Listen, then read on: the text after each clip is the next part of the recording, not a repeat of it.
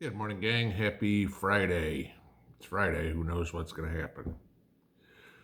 So, 1984, George Orwell's book on a dystopian future, written well before 1984. I mean, it's scary to think about it. 1984 was almost 40 years ago. Yeah. And as many of us have said before, it was supposed to be a piece of fiction, not a roadmap. Okay. Like many other people, okay, one of my bucket list items before COVID was I would love to go see Australia. Okay. Hey, koala bears, kangaroos, that sort of stuff. You know me and animals. Not so much anymore. Okay. Besides the fact that, all the ridiculous restrictions that they put on COVID. You can't go more than 100 feet from your house, can't walk your dog, can't go outside to take a walk, yada, yada, yada, all that sort of crap. Australia implemented a digital driver's license back in 2019 for South Australia and New South Wales. Okay. It's recently announced in 2024 they are going to roll it out to the entire country. And as Mrs. P and I were talking about ever going to Australia, if that was ever a possibility, not anymore, obviously, we kind of talked about she grew up in a communist country. Why would she want to go visit one? She knows what it's like. Okay, yeah. No, sorry, Australia, you're foobar.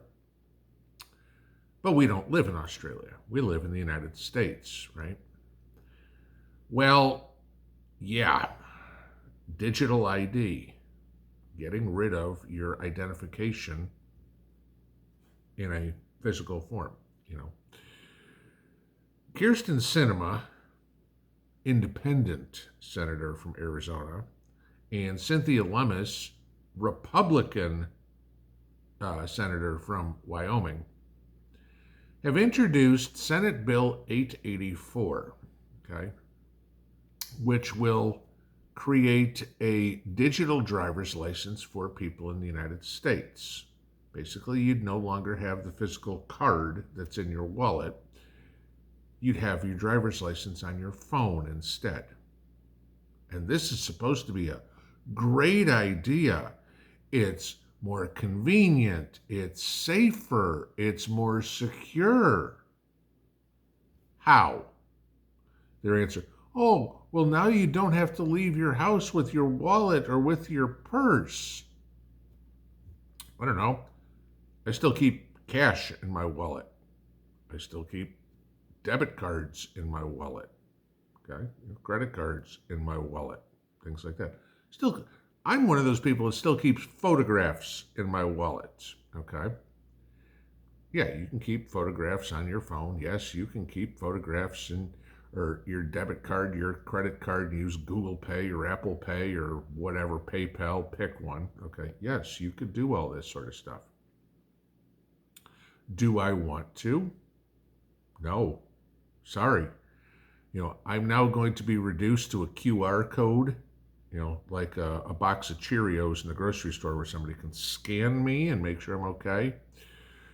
They say, well, you can hide information on your digital ID. You can hide your address or you can hide your birthday or whatever it was. Okay? Not that I get carded that often, but occasionally still. I always laugh at them. It's like, yeah, you want to buy a six-pack of beer? We need to see ID. Are you that stupid that I look like I'm under 21? Okay.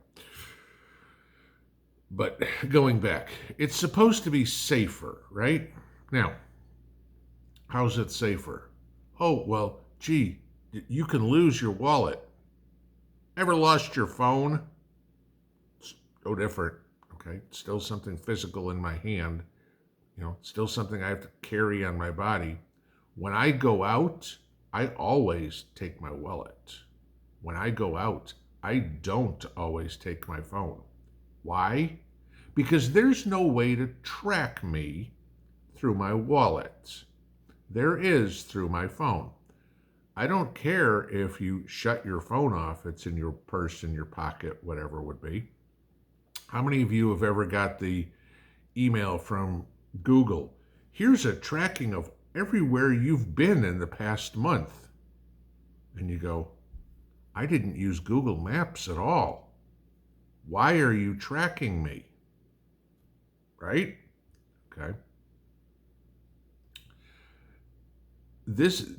The interesting part in watching this, and like the Aussies are saying, oh, it takes 5 minutes to apply for this, and you'll have your digital ID, and that's it, and you're done.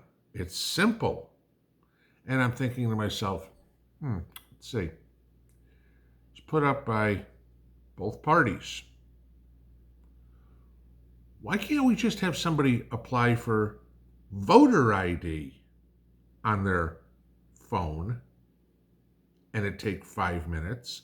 Gee, it's too difficult for people in rural areas to get ID. You're trying to restrict them by giving them ID. You're trying to all this sort of crap, right? It's perfectly fine for you and me to be tracked, but God knows if you're a Democrat, a voter, something like that, nah. That's too difficult. To drive, it's easy. To vote, it's impossible. Why so difficult?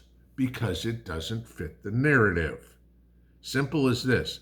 When the government wants to give you a QR code to track you, they want to know exactly what you're doing, just like CBDC. Okay, we want to know what you're shopping for. We want to know how you're spending your money. We want to know where you go. No, last time I checked, the United States was supposed to be a free society. Free to come and go is wherever you want. I can drive, with my Tennessee driver's license, I can drive in all the other 49 states, District of Columbia, and my license is valid. Okay? No problem. It's reciprocity for driver's licenses. Some states have reciprocity for CCWs, but it's a different topic for a different day. Now, this would have reciprocity, of course, too. But how come now Uncle Sam can know, Pinball drove up to Kentucky to go to Walmart the other day. Oh, the state of Tennessee now knows Pinball went up to Kentucky to go to Walmart the other day. Well, that means he paid Kentucky sales tax, not Tennessee sales tax, and he brought his goods back to his house in Tennessee. Hey, those of you in Massachusetts who go shopping up in New Hampshire all the time might want to pay attention to this part, okay? Gee, you know what? Now that we can track where he went physically, how he spent his money, exactly what he bought, well, we can charge him a sales tax, an import tax. He brought something across state lines. We want tax revenue out of this. And all of a sudden, one day you get a bill in the mail from your state going, you owe $12.72 in sales tax for products that you bought out of state. How the hell did they know that? Oh, your little digital ID, which made you trackable, okay?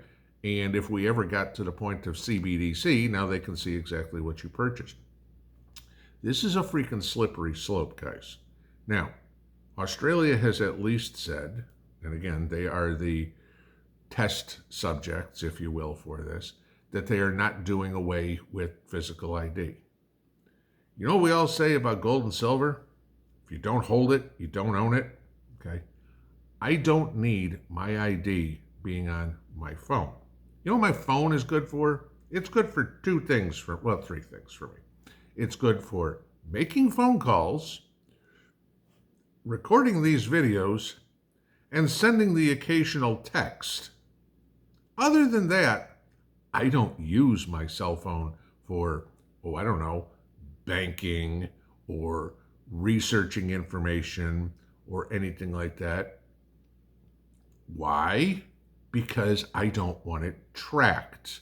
Because Google or Apple already is great at tracking stuff. Why in the hell would I want to give the government access to knowing where I am? What business, why don't we all get ankle monitors, like they give to prisoners who are on house arrest? That's literally what this is. This is an ankle monitor for every law-abiding citizen in the country. Oh, it's more convenient. It's safer too. Who's it more convenient for? It's more convenient for the government so they can watch us, so they can George Orwell 1984 Big Brother us. It ain't more convenient for me. My wallet fits in my pocket better than my phone does. Pinball out.